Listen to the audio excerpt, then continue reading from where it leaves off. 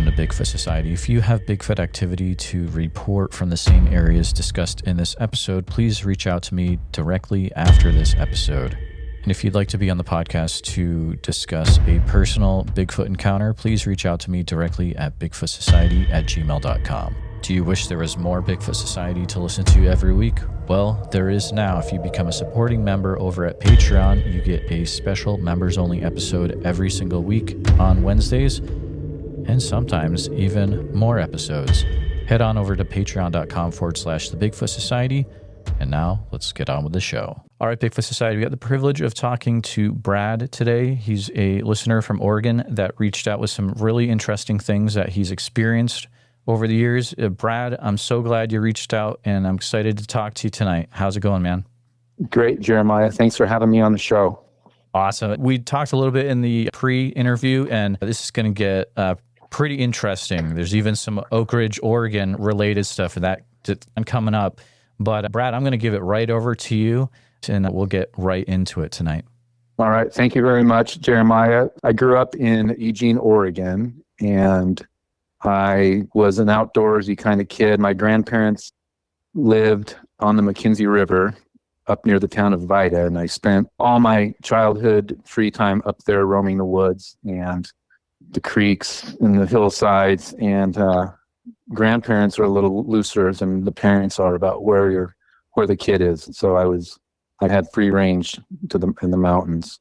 I never really thought about Sasquatch or Bigfoot at all growing up, and never really had anything happen to me that would make me think that there were any Bigfoot around. But until I was about, let's see, how old was I? I was probably around 14 years old, 15 years old. My grandma would drive me up these old logging roads with my bow, and I would hunt these logging roads on my way and just wander my way back to her house down these logging roads. And there was a time she dropped me off, and it's about a 3 or 4 mile walk back down to her house. And I was let out of the car, and the birds were chirping and the squirrels were chattering at me.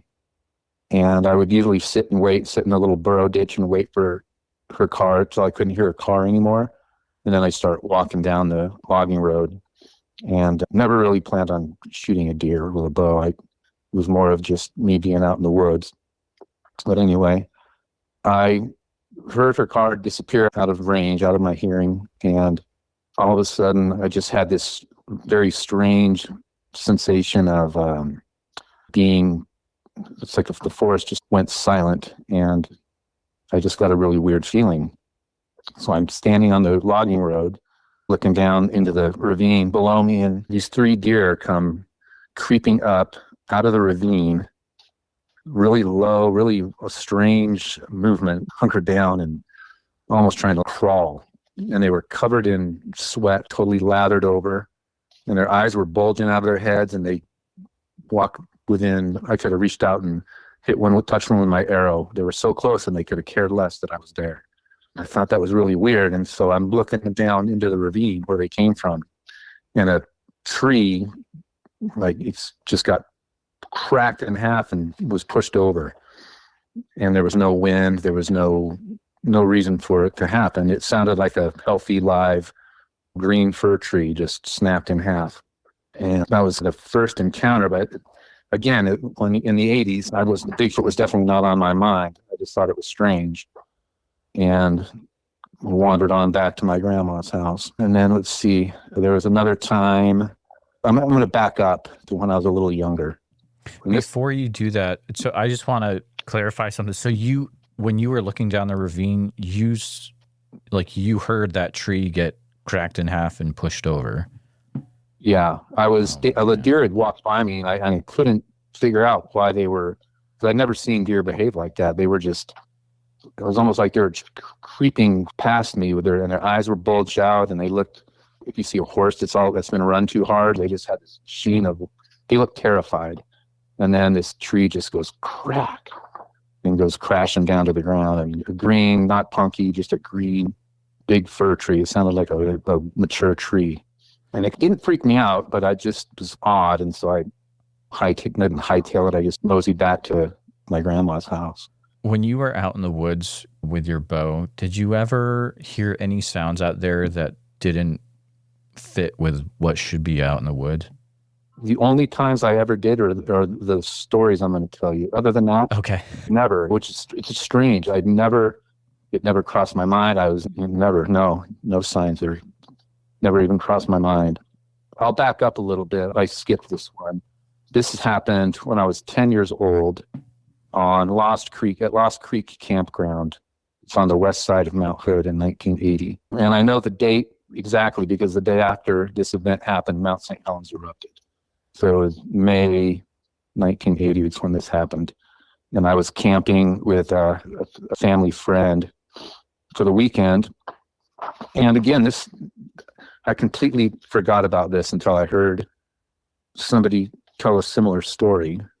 And it's funny how these things come back to you when you hear something that just sparked this memory. And we were camping at this campground, and it was you pull your trailer in, and it was a pretty crowded campground. And there we had a camper, there's a tent, there's a table set up, there was a fire pit. So it was a cramped little space. And it's night, and my friend and I are sleeping in the tent, and his parents are sleeping in the camper. And I'm laying there in bed. I don't know what time it was, between 10 and midnight, probably, because I wasn't asleep yet. And I heard what sounded like a deer bounding through the camp, bounding, and then it stopped right outside our tent. And we had a little cord that was holding the vestibule. We had it tied around a tree. And I kept hearing this thump. It was twanging the cord. And I thought, oh, a deer must have jumped the cord or tripped into the cord or something. And then it thumped away. But what was weird is a few minutes later, thump came back, and it did the same thing. It was twanging the little cord that was holding the vestibule of the tent up, probably 2 or 3 twangs like a guitar string. And then it thumped away through camp. And that was it. So I wake up in the morning, I was like, gosh, did you guys hear that deer in camp last night? And they didn't hear anything. But then I started thinking, there's no way a deer could have run through the camp, because there's coolers and there's stuff everywhere. Besides, it was flicking it would thump up to the tent, stop, and then the little cord would go boing, boing, and vibrate the tent. So that happened. It did that 2 times. And then the next morning, we forgot all about it because Mount St. Helens had erupted while we were having breakfast, and you could hear the sonic boom, and the ground shook, and we all knew what it was because, everyone in the Northwest was waiting for it to happen. So that sort of trumped whatever happened to me that night, that was pretty cool. And then there was ash all over our cars the next day. It was cool. Let's see. I've got I'll talk a little bit more about what happened upon the McKenzie River where I grew up. So let's see. This is a weird one. So the year was, I wrote all this stuff down. I was a junior in high school. And my grandma was a really cool old lady, and all my high school friends would come up there and spend the night. She'd cook for us, and we'd fish and run around the forest and play in the yard. And she had about 13 acres. And one night we were out playing a game called Kick the Can, which is like a hide and seek game where you put a can in the middle of the field, and one person guards it. If someone gets tagged and you kick the can, the person who you tagged goes free. So we're all out there, probably 8 of us, out playing this game, and I'm hiding in some ferns. And all of a sudden, a couple of the people who were there's 2 people who were they're out in the field, and they stop. And they are just staring up at the mountainside that's next to the property. And pretty soon, all the rest of the kids come out, and they're all looking up in the sky. I'm like, what the heck's going on? So I get out of my hiding spot, and I joined them in the field, and I look up, and there are 3 bluish green, I think they were bluish green balls of light, about the size of beach balls, big kind of rubber beach balls you would see at like a music festival or something.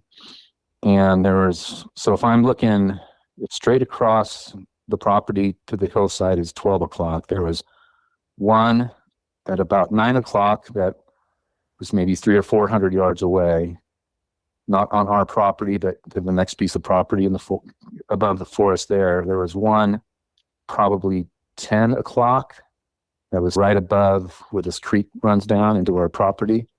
And then there was one at about 1 o'clock. And they were just green orb-ish balls just hovering in the sky. And we're all like, whoa, what's going on? What's that? We didn't know what they were. And the Rolodex starts going over in your mind. Is it a weather balloon? What is it? And then it was none of that. It was just these balls of light. And at the same time, so they were just stationary in the sky above the fir trees. And there were different elevations. So one was down across from us, flat, probably 20 feet above the fir trees there. And the other one was another up the hillside. They were all the same distance above the fir trees, if that makes sense.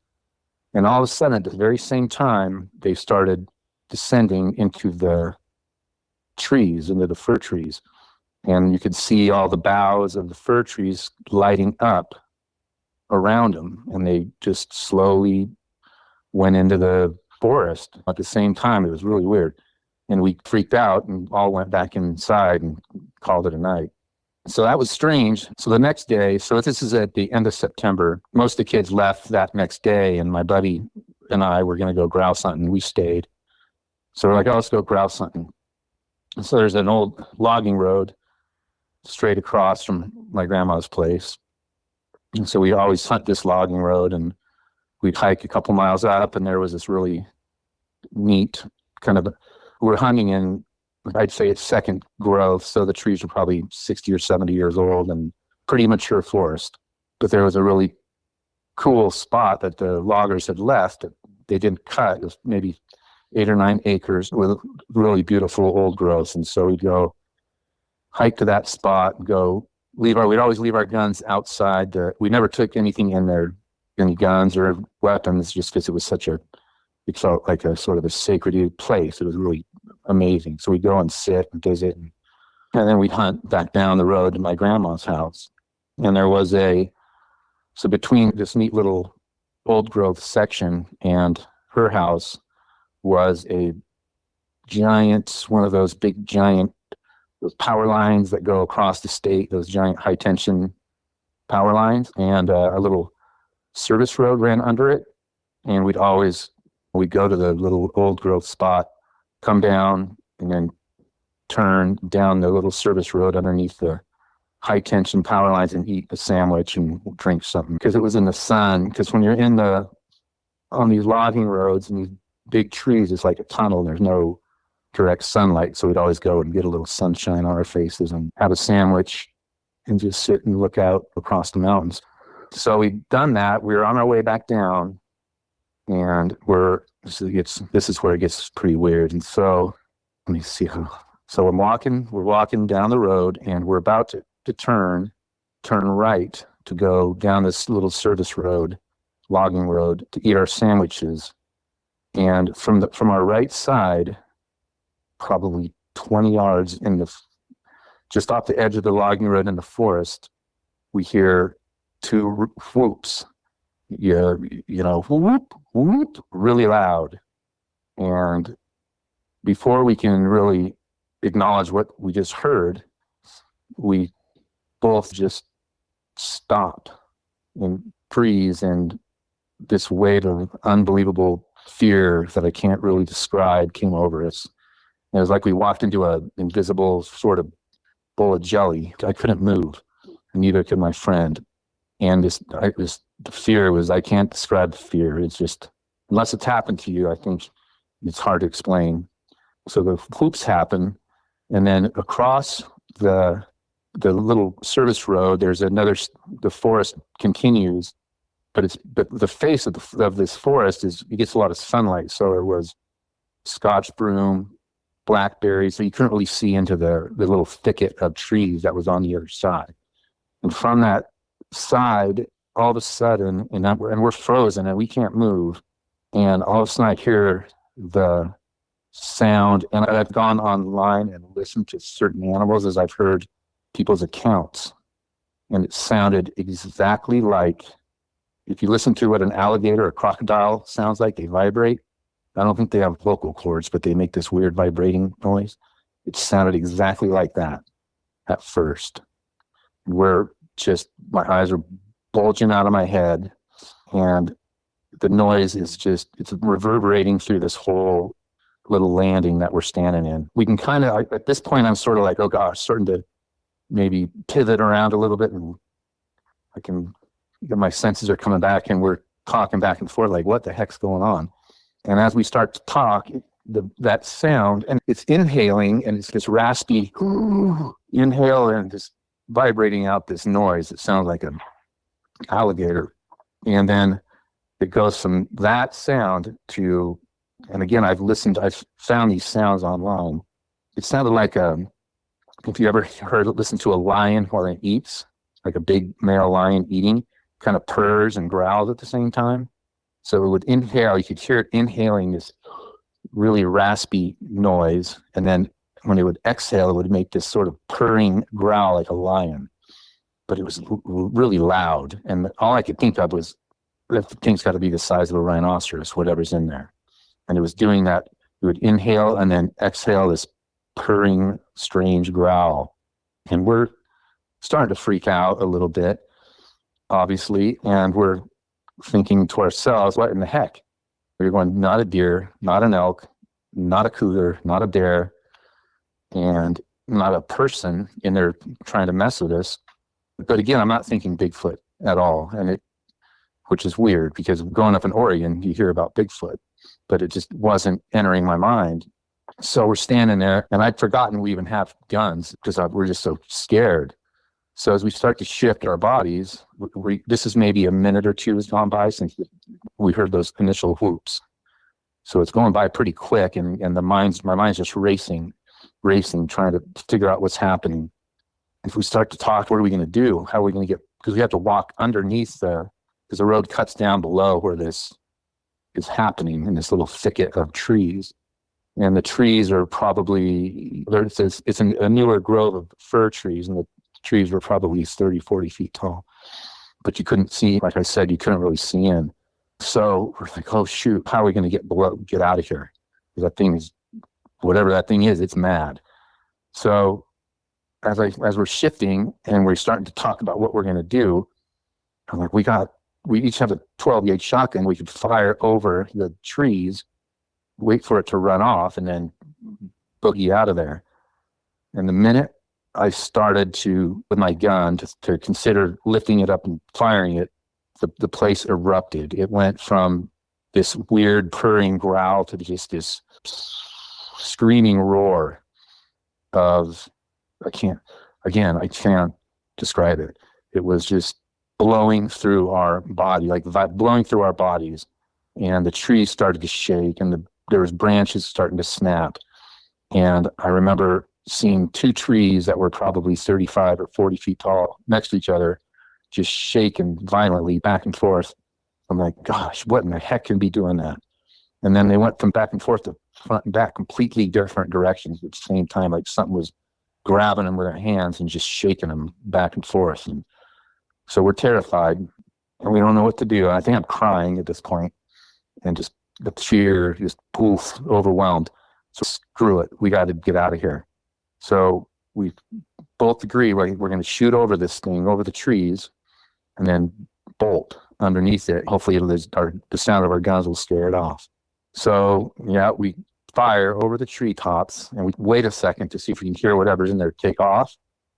It didn't. It just, what we thought was pretty much max, it just elevated even worse, and it was screaming and making those crazy sounds. And so we, heck with it, we got to go. So we bolted. And if you hiked on logging roads, you know that the rocks, it's not small little gravel, they're big rocks, and it's hard to keep your balance. And so I'm thinking the whole time is I'm going to wipe out, and this thing's going to jump down and grab me. Because I'm running as fast as I've ever ran before. My heels were hitting my butt, and I got a shotgun and my hiking boots on, and I'm we're hauling down this road, and as I'm running underneath, as we're running underneath where this thing is, I'm just thinking this thing's going to grab me. I'm dead. We're going to die. But for some reason, it never did. But the hair on my neck, I could just feel it above me. I never saw it, but I could just tell that there was, and it was huffing. And at this point, it had stopped all the ruckus and was just up there huffing and breathing really loudly. And I could just feel, as I ran underneath this thing, feel it above me. And I just thought it was going to reach down and grab me, but it never did. And so booked it to my grandma's house, which we had to cross a road, and down her driveway is probably 100 yards long to where her house was. And so we make it to the front yard, and she's out in the yard. She must have heard the shots. And so she's out there. What's wrong? What's going on? I heard shots. And she's a tough old lady. And we told her what happened, and we're crying and we're freaked out. And she looked at us and says, "You ran into a Bigfoot." And we looked at each other and what? For some reason, it's just still not sinking in. That's what it was. And we're like, "What do you mean we ran into a Bigfoot?" And she says, "Well, there's a pizza joint that's down the road on the highway from her house that her and her friend would go to every Friday night and have a glass of wine and eat pizza." And she was telling me that, they told us that when she would go, her and her friend Helen would go and have pizza and drink wine, the loggers it was a loggers hangout back in the 80s, when the logging industry was a very different back then. It was smaller operations and families and things. It was a lot different than it is now. But that's where all the loggers would go and on Friday night and hang out. And she said that she'd overhear the loggers talk about things like this happening to them in the forest. She said, I would hear story after story of these sort of things happening, and hear them from these loggers who are out there doing it, logging, and they're in the forest every day. That's it. So the next day, and it didn't really affect me the way I hear people talk about getting terrified of going back in the woods. It was like it was erased from my mind. So the next day, I'm up there, and my friend had to leave, had to go back to Eugene. And so I stayed, and I said, "Grandma, I'm going to go and back up to where that happened and look around and see what I can see." Because I'm still thinking, for whatever reason, I couldn't get it into my head that it was a Bigfoot or Sasquatch. I'm going to go look for hoof tracks. I'm going to go look for claw marks in the tree, because that's what I thought it was for some reason. I go up there, and it's not very far away. It's probably less than a quarter of a mile from her house up this road, the logging road. So I go into this thicket where this had happened, and I knew nothing about Bigfoot tracks or what to look for in that regard. I'm just looking for hoof prints. I'm looking for scrapes from antlers, and I'm looking for claw marks. And there was none of that. But what was weird is that when I got into the thicket, because it had snapped a bunch of fir boughs, and there should have been broken boughs. You could see where they'd been broken off the trees, where this thing had snapped in fresh breaks. But there were zero. I couldn't find any fir boughs on the ground. They were gone. Something had picked them up and taken them away. And the ground was really beat down. It's a lot of fir needles and things where I couldn't make out any tracks. I didn't see any obviously footprints or claw marks in the tree. So that was it. And I just forgot about it after that. That is an incredible account. Even though there wasn't a visual, that is a wild encounter. Do you think that pizza place is still there? I still go there, yeah. Is that Ike's Pizza? It's Ike's Pizza, yeah. All right, we can cut that out if you want. No, that's fine. Yeah, Ike's Pizza for sure. Yeah, I have a Google Maps up. The interesting thing I noticed is while you were telling that story, you were talking about how it was like alligators. The weird thing is that the thing you were describing, that's actually an infrasound thing. Oh, it is? If you look it up, like when they use those bellows, that's an infrasound. Mm-hmm. Oh, no way. Crazy. I didn't know that. So you combine that. It hit me. Yeah. Yeah. That's weird. Because I heard someone mention it that's what it sounded like to them. And so I went and listened to it, and it's like, whoa, that's exactly what it sounded like. And it just I don't know what infrasound does, but man, I was frozen. We couldn't move. It was like I walked into an invisible force field Exactly. and was frozen in place. It was so weird. I didn't feel sick. I never got nauseous or anything. I just couldn't move, and I was so scared that I was crying, and for no reason, because I don't think, I think that the wave when we froze happened before I even heard anything. I think I was frozen in place before I even started hearing that alligator type sound. That's wild. That alone is enough for me to hearing. That's enough that you definitely experienced some crazy stuff in the woods that day. No question. It was bizarre. Yeah, it was weird. So to end this part of the story, so I'd completely forgotten about this event. I was getting ready to graduate high school that next year, and after I graduated high school, I moved to Idaho and became a ski bum for about a decade, and spent all that time just in the mountains of Idaho, exploring, skiing, fishing, all times of year, all seasons, and never even thought about Sasquatch or Bigfoot. Didn't cross my mind. In my ski bum career, and the year's it's about 2002, and I'm going to school in Boise, at Boise State University, to get my teaching certificate. And Boise's a really cool city. The river runs right through town, and on the south side of the river, there's the college, and on the north side of the river, there are all these really pretty parks and little concert shells and things. And there's an old zoo, like one of the old school, small town, depressing looking zoos. And so I would have the footbridge to get to the college is right next to the zoo. So I think I'm a junior or something at this point. And I'm cruising on my bike, and it's early in the morning, and I'm riding past the zoo, and I hear these whoops coming from the zoo. And I'm 31 years old, and this event happened to me back when I was 17 years old. And I just instantly froze on my bike and stopped, and was just catapulted back to this event that I just told you about. Like instantly, I could see the color of the rocks. I could see the shadows. Every tiny detail just came flooding back into me when I heard these whoops coming from the zoo. It was really weird. And I had to go to class, and the zoo hadn't opened yet. So I was like, I'm going. Once the zoo opens, I'm going over there and going to ask the zookeeper what the heck makes those noises. So I do. I go, hey, I don't want to go through the zoo. I just want to know if I want to go to your primate area, and will you show me? I heard these really loud whoops this morning. I go, what makes those noises?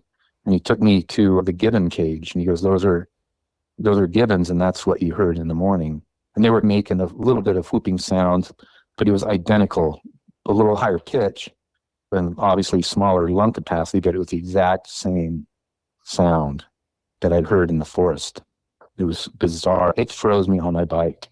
Like I stopped. I was oblivious to whatever was going on around me. I was just transported back to that day in the forest. And up to that point, like I said, I hadn't never even crossed my mind until I heard those gibbons coming from the zoo. I'm so glad that you said the little higher pitch, because I personally have heard similar things. And I was just thinking in my mind, I was like, it is very much the same, but it's a little lower. And when you said little higher pitch, I was like, yep, absolutely, 100%. But the same kind of sound, just a little higher pitch. But it was weird. That sound catapulted me back in time, and every single detail just became so vivid. It was bizarre. I have a terrible memory. I can't remember anything. I don't know what I had for dinner last night, but how in the heck that could happen and everything be so clear, it was really strange. That's wild. I have a few questions before we leave this part. Did you ever ask your grandma if she had any Bigfoot experiences when you were out there with her? You know, I don't remember, but she never would have told me anyway. She was pretty sure. She wouldn't, because she wouldn't want to scare me from going back in the forest. Gotcha. Because it didn't slow me down a bit. I just kept going back out. Yeah, so I never asked.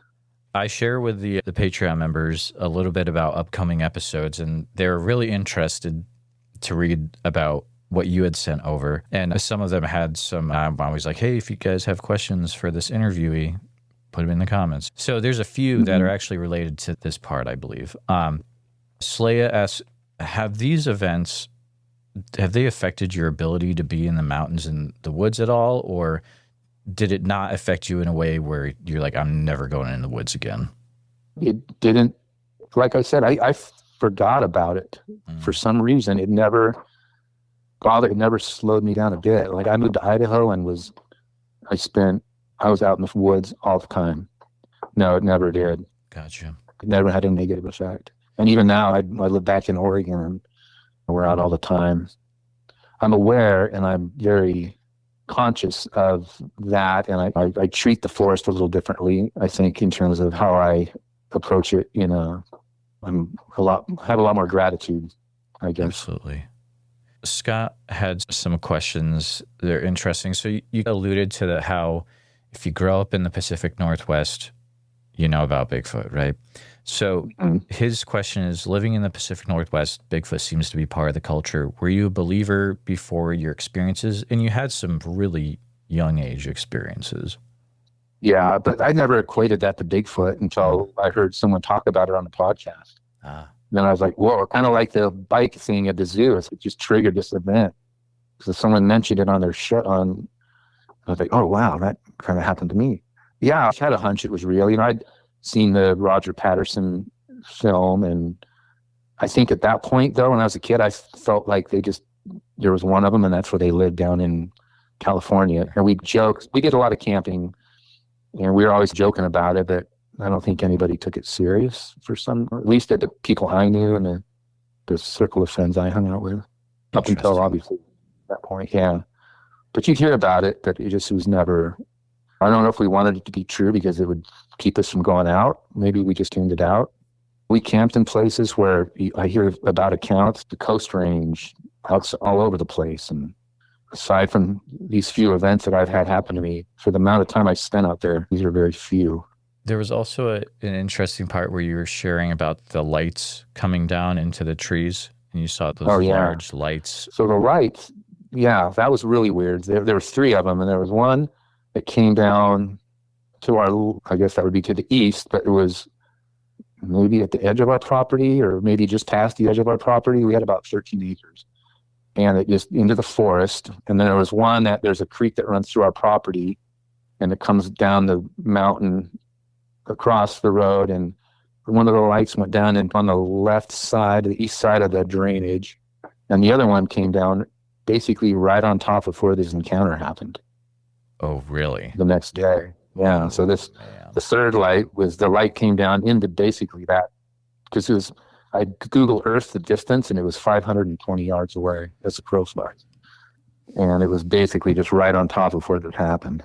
And it never crossed my mind I never connected the two until I started hearing accounts with lights and Sasquatch being related. And I don't know whether or not but I never saw those lights, and I had never really had an encounter like that until, are they connected? I don't know. That's pretty close to what I think he was getting at, Scott was getting at with his question. Perhaps in relation to lights, would it seem that he may believe that there are maybe paranormal ties, or just a coincidence, or just a lot of questions? Yeah, I don't know. I don't like the word paranormal. I just think it's nature that we don't know about. Love it. Yeah. I think it's beyond. I think it just has been happening. I don't know if these two are connected, but it just seemed weird that the light literally went into the forest where this occurred.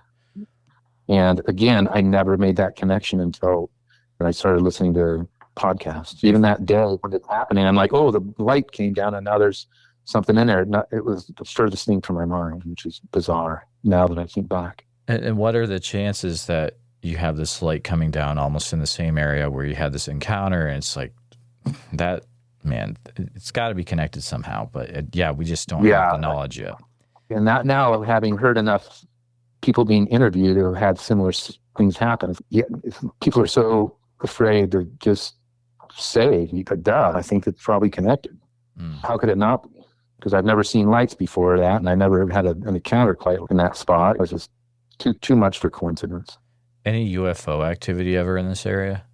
Not in that area. Okay. Well, that's pretty fantastic. Feel free to continue. I know, I think we have a few other things to discuss as well. I've got a couple more, and these are not related to this property on the McKenzie. These are more along the Willamette Pass area, which is from Eugene at south. So you go through Oak Ridge and you'll end up at Crater Lake. And if you keep going south, you'll end up in Klamath Falls. But when I wasn't up at the McKenzie at my grandma's place, I was out. My dad loved to fly fish, and he got me into fly fishing when I was really young. And he had a spot up right in the town of Oak Ridge where there's an old, I don't know what's there now, but there was a rock quarry in town, and the Willamette River flowed through the bottom of town, and we would fish this rock quarry, and it was really excellent trout fishing. And I was with my dad. I was probably 12 or 13 years old, and we were up fishing the rock quarry, and we'd caught some fish, and there was a little isolated pool of water up against the hillside that the fish couldn't get out of. So I didn't keep fish, or we didn't eat them. We'd let them go. We'd catch and release them. But I was young, and so I put them in this little pool of water and just watched them swim around. I was going to let them go eventually. And my dad's, hey, let's go up and around the corner and fish this riffle. And I'm like, all right. So we leave the fish. There's probably 4 or 5 fish, rainbow trout, in this pool that's probably the size of a little plastic kiddie pool. But there's no way in or out. There's no way for the fish to get out. And it was in the shade. I made sure they were in the shade. The forest came down, and so the fish had some shade, and I was going to let them go when we got back. So we go, we fish, and we come back, and the fish are just completely gone. There's no sign that a bird had come and plucked them or anything. It was just really strange that one minute this little pool's full of fish, and the next minute they're gone. I don't know if that has anything to do with Bigfoot, but it was really weird. And it was up against a hillside, and it was just an odd to come back to. We both looked at each other. Oh, where'd they go? There were no ravens around. There were no, I don't know what could have came and took that many fish. So that's a interesting side note. And then I have one more, and this happened at Murray Lake in 1987. I was a senior in high school, and there were 5 of us, and we were going to go, 3 of us were going to hike. We were going to camp at Murray Lake, and 3 of us were going to hike the south side of Diamond Peak and ski the snowfields up there and come back and camp. And the other 2 guys were going to hang out at the camp and fish. We leave the trailhead, and we're hiking to the lake, and we get maybe 1.5 miles, 2 miles into the hike, and we come to so this is all pine trees, and it's high deserty mountains. It's not lush like it is on the McKenzie, where there's ferns and big fir trees and stuff. It's a bit different ecosystem. So we're hiking through this little dry pine forest, and we dip down into this basin that's maybe 3 or 4 acres. And it turns into a totally different ecosystem. There's ferns, there's cedar trees. It's really beautiful. There's a little bog, like a fresh water bog type spring coming out of the ground. It's beautiful. And there's 5 of us, and we're walking in, and we're all thinking the same thing. Oh, wow, we're going to explore this. This is really pretty. And the minute we all got to the crown of the trail where we were going to drop down into this area, the smell just wafted in on us like really dead, like skunk cabbage times 10 with, I don't know how to explain, this awful smell came out of nowhere. And we instantly all decided let's just keep going and keep walking. And just for us not to explore something that cool at that age, as a kid, was bizarre that we all chose to keep going. And then the smell just instantly vanished as we left that spot. So we get to this lake, and we swim, nothing happens. We just camp, everything's normal. So the next morning, 2 of my buddies and I hike Diamond Peak, and we go and we're skiing and we make it back to camp. And there's a note on, they packed up and left. The other two guys split. They were going to fish while we skied. And we got back to camp and they'd left. And there was a note saying mosquitoes were too thick, so we left. See you back in town. But the mosquitoes weren't that bad. It was weird. It's not like them to peel out of here, especially during the day when there's the bugs. There's not real buggy during the day. So we like, oh, whatever. So we camp and nothing happens. And we get back to town the next day. And when we run into our buddies, they're like, hey, it wasn't that buggy. Why did you guys leave? And it took them a second.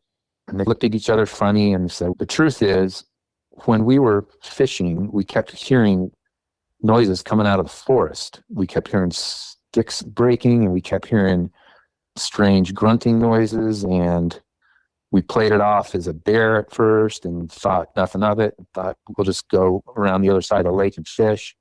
But they said it followed them around the lake. They could hear it pacing him in the forest and was making these weird noises at him. And that's all I got from them.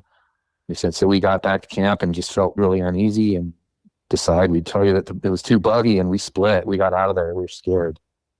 And that's that story. What year was that around? That was 19, I wrote it down, the Diamond Peak, 1987. Okay. Interesting. There is a report on the BFRO from Diamond Peak Wilderness area where 3 hunters were out there. They hear a very loud scream, 30 to 45 seconds. There are reported things from that area, at least one report that's public, but that whole area, from what it sounds like, there's activity all over the place. Yeah, it is very. What's happened in the last handful of years is forest fires have ravaged some of these places. This, where I'm telling you about, this place on the McKenzie, maybe in 2020, that whole valley got wiped out by forest fire. The hillside that all these things happened to me on, it's gone now. It's burnt. Oh, wow. It's depressing. It's really sad.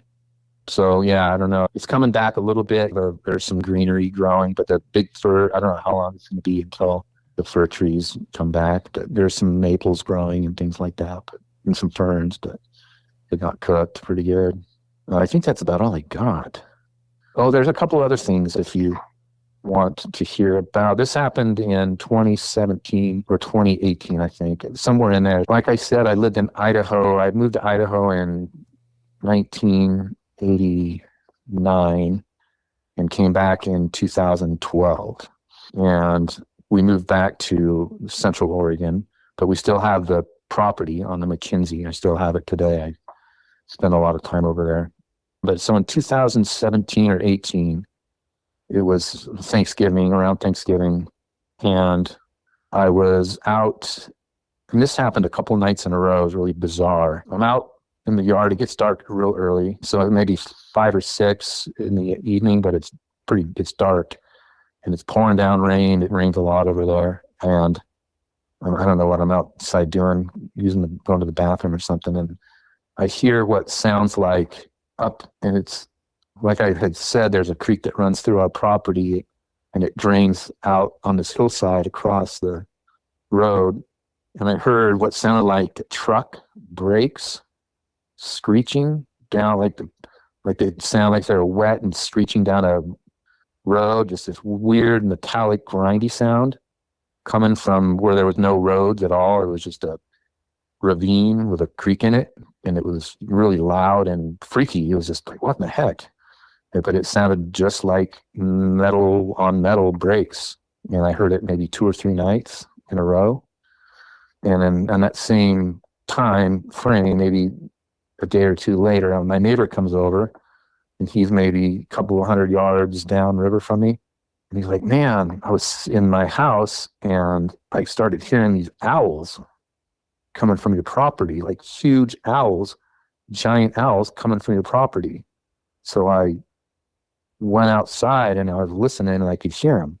They sounded like owls, but it was like they're huge and way too, but they sounded like owls, but they didn't sound like owls, and they were huge. And so I started walking towards your property, and that sound kept going on, but it kept moving away. So the closer I'd get, the further they would move off, until it sounded like they were in the forest on the east side of your house, and it just vanished. The noise stopped, which again, at that time, Bigfoot, I had not ever heard of Bigfoot podcasts, and I just thought that was weird. Same with the brake screeching thing. But now, knowing what I know because of having listened to these podcasts, it's like, you hear about owls and you hear about these weird sounds. I thought I'd add that to some of the things that I've experienced. That's some of the weirdest things. And this is back in 2017, you said? Yeah, 17 or 18, I can't remember. Okay. In November. So you still own that property? Oh yeah, I'm there all the time. Oh, okay. And I'm a school teacher, so I spend my whole summer over there. Nice.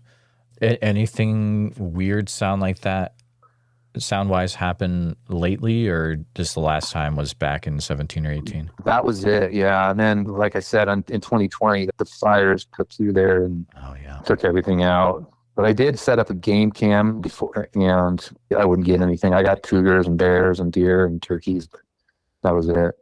But yeah, it sounded like brakes screeching coming down the creek bed, basically, when there was no road. It was bizarre. And then I had never heard the owls, but my neighbor said it freaked him out. He said you could hear him over his TV 100 yards downriver from me. So he's an older city guy, so he didn't know what to make of it.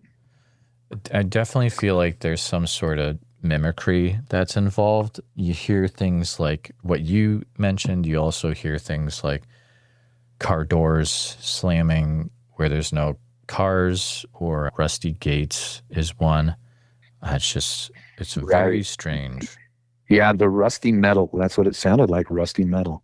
And it's bizarre, and it was loud. It was just right across the road from me up on the hill. And then there are a couple logging roads up there, but this was nowhere near one of the roads. It was just coming out of the forest, which, who knows? You've definitely had some really interesting things happen over your life so far, and thank you so much for sharing with myself and the listeners. And it's amazing you still have that property area up there. Yeah. If anything else happens, definitely feel free to reach out. I will indeed. Yeah, thank you for having me on the show. I appreciate your time, and I love listening to your podcast. Do you think you might make it down to Oak Ridge this summer coming up?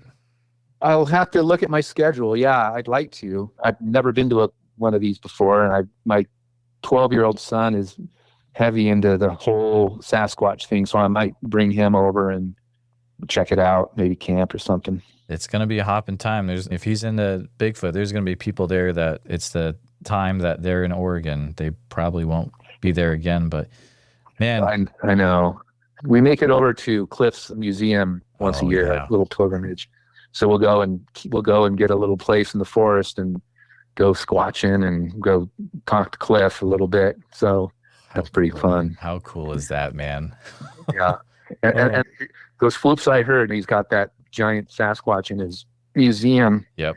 And he's got it hooked up, some sound hooked up to it. And that's what those whoops sound exactly like, what he's got going on in our Murphy museum. The Sasquatch. Love it. Yeah. I got to get over there myself one day for sure. But it's cool. Yeah. He keeps adding to it. So we keep going back. Absolutely. Brad, thank you so much for hanging out, and I hope to maybe hear from you again someday in the future. Indeed, Jeremiah. Thank you so much. Please take a minute to help out the show by subscribing on YouTube, making sure you hit the bell so you don't miss any notifications, and share the episode on YouTube with a friend. Also, if you're listening to us on a podcast, thank you so much. Make sure that you're subscribed. Share the show with a friend. Really, it's all about sharing the show wherever you can. If you've had a Bigfoot encounter related to the following or know someone who has, please reach out to me at bigfootsociety@gmail.com or pass on my email. Here's the list. All right, I'm going to use this space this week to announce that I'll be at the Sasquatch Summerfest in Oak Ridge, Oregon as an attender. I won't be presenting or anything, but I'll be hanging out, trying to interview people that have had Bigfoot encounters.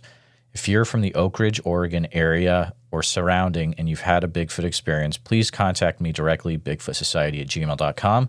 Also, Priscilla was nice enough that if you get your tickets through SasquatchSummerfest.com and use code Bigfoot Society, you can get 50% off the cost of your tickets, which is a big amount. So code Bigfoot Society to get 50% off your tickets, SasquatchSummerfest.com, and helps out the podcast as well.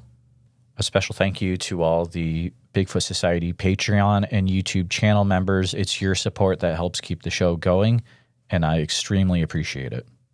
Here at Bigfoot Society, we're headed to the moon, and here's a current update about going full-time. So here we go. As of 5/22, we are now at 202 patrons out of 824 needed.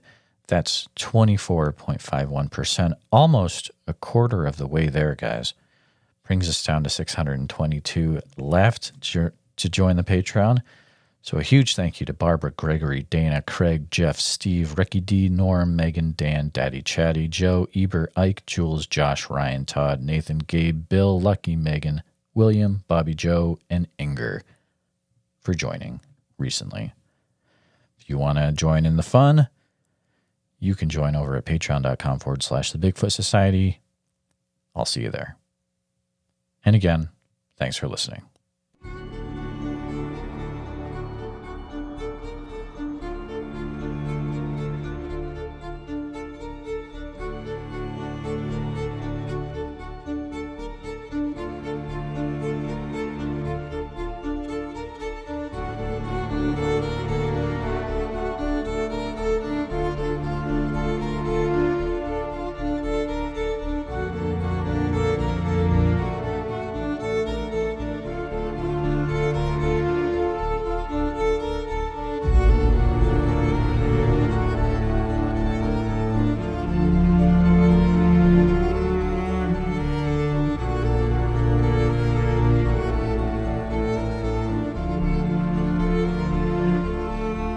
Her and I can get on here and we can tell our stories. Maybe there's somebody else out there listening that's too afraid to tell their story. Maybe this will give them the courage to come out and not feel so bad about it. Who cares what anybody thinks? I know what I saw. I know what's out there. That's all I care about.